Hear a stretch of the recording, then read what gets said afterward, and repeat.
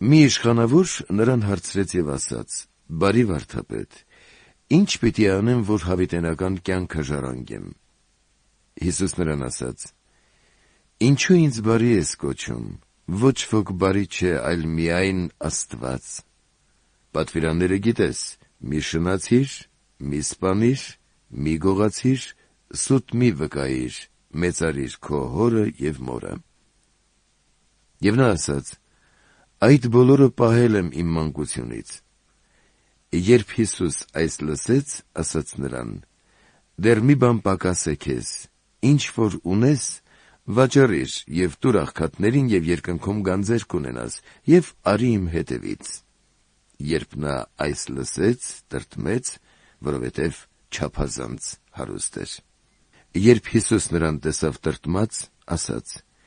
«Ինչքան դժվարությամբ Աստծո արքայություն կմտնեն նրանք, որոնք հարստություն ունեն։ Ավելի հեշտ է, որ պարանը ասեղի ծակից անցնի, քան թե մի մեծահարուստ Աստծո արքայությունը մտնի»։ Եվ նրանք, որ լսեցին, ասացին.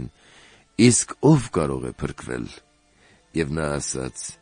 «Ինչ որ անհնար է մարդկանց համար, Աստծո համար հնարավոր է»։ Եվ Պետրոսն ասաց.